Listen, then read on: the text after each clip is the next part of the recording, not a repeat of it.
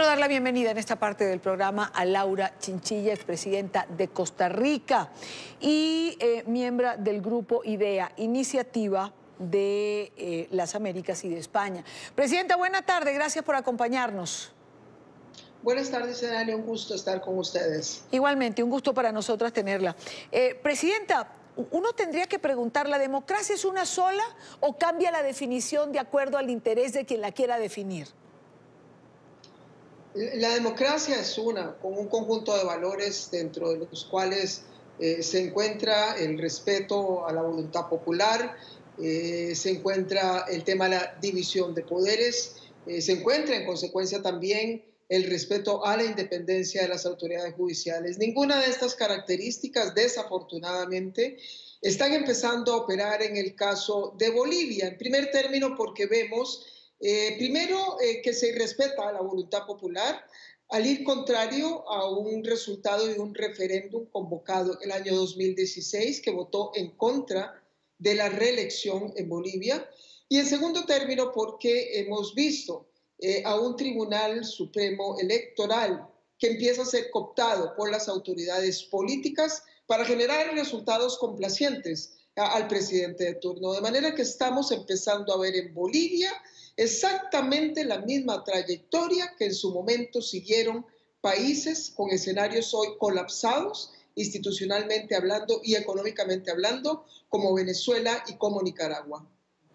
¿Qué le queda al pueblo boliviano ante este atropello de su propia decisión, Presidenta? Y se lo pregunto porque usted ha mencionado dos casos particulares, Venezuela y Nicaragua. Ambos pueblos han salido a la calle, ambos pueblos han defendido, digamos, sus derechos en distintas perspectivas, pero tanto Maduro como Ortega se aferran al poder como pareciera quererse aferrar Evo Morales.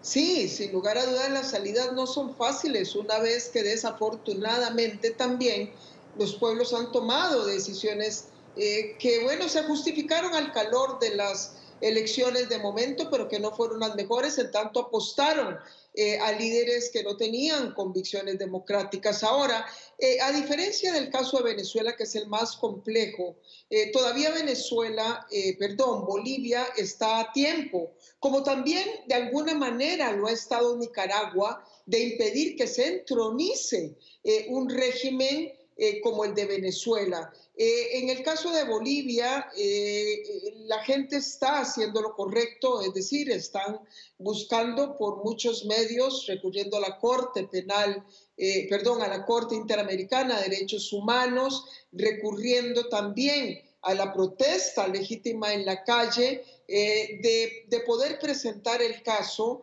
Y bueno, vaya, parte, digamos, de la clave va a ser el cómo se va a manejar el proceso electoral propiamente dicho. Pero están haciendo lo que tienen que hacer, que esto sea una garantía de triunfo frente a las aspiraciones de entronizarse en el poder de parte de Evo Morales.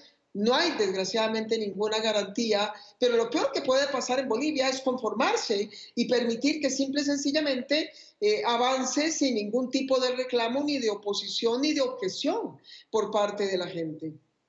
¿Necesita, Presidenta, el mundo un nuevo acuerdo en torno a los valores democráticos? ¿Necesitamos reconstruir el respeto, el compromiso a la democracia o vamos a seguir casi que pidiendo por favor que sea respetada cuando vemos cómo poco a poco va perdiendo terreno? Necesitamos ser mucho más radicales en la defensa de la democracia que lo que hemos sido hasta ahora.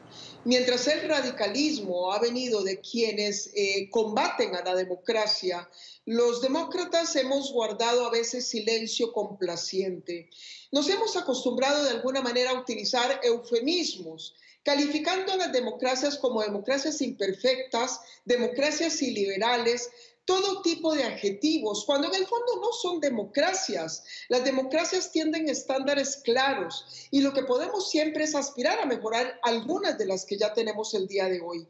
Pero tenemos que empezar a hablar de manera más clara, más franca, de alguna manera, ser mucho más radicales en la defensa de esos principios democráticos. Tenemos también a la vez que ser capaces de ser consecuentes con la defensa y la implementación de los instrumentos internacionales que hemos acordado para la protección y la defensa de la democracia. En ese sentido, tenemos que ser capaces de fortalecer liderazgos como el del secretario general Almagro, que desde la OEA nos recuerda que sí existen instrumentos como la Carta Democrática, pero la cual algunos países también se desacostumbraron a aplicar.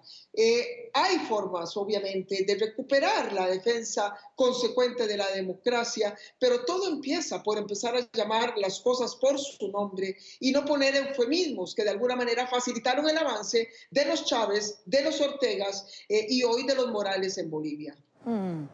Presidenta, una última pregunta. Y quiero sacarla de este tema porque es un tema que ha traído mucha discusión a lo largo del día y es la supuesta, presunta base militar que Rusia pudiera instalar en la isla La Orchila en Venezuela, aunque ha sido desmentido por el embajador de Rusia en Caracas. ¿Cómo usted vería la instalación de esta base militar? Es decir, Maduro estaría abriendo la puerta que ya lo hace, ¿no? Con la presencia de China, Irán, Turquía, de actores extracontinentales en nuestra región. Yo particularmente veo la situación con enorme preocupación y muy especialmente la presencia de Rusia. No es nada nuevo lo que estamos viendo. En el caso de Venezuela, aquí cerquita, en la frontera norte de mi país, en Nicaragua, ya los rusos han venido colaborando con una fuertísima presencia militar, con armamento, de una condición que no se justifica, digamos, para las dimensiones de las amenazas a la seguridad nacional que tiene un país tan pequeñito e insignificante como Nicaragua. De manera que la única razón para que Rusia esté gastándose ese dinero en Nicaragua y en Venezuela, sin lugar a dudas, sus principales aliados dentro de la geopolítica de nuestro hemisferio, es porque tiene intereses desestabilizadores en la región, apoyando a dos regímenes que evidentemente están golpeando mucho a los derechos humanos y generando un gran caos de tipo migratorio y humanitario en los países vecinos. Laura Chinchilla, presidenta de Costa Rica, como siempre un gusto haberla tenido en NTN 24. Muchas gracias, adiós. Muy buena tarde para usted.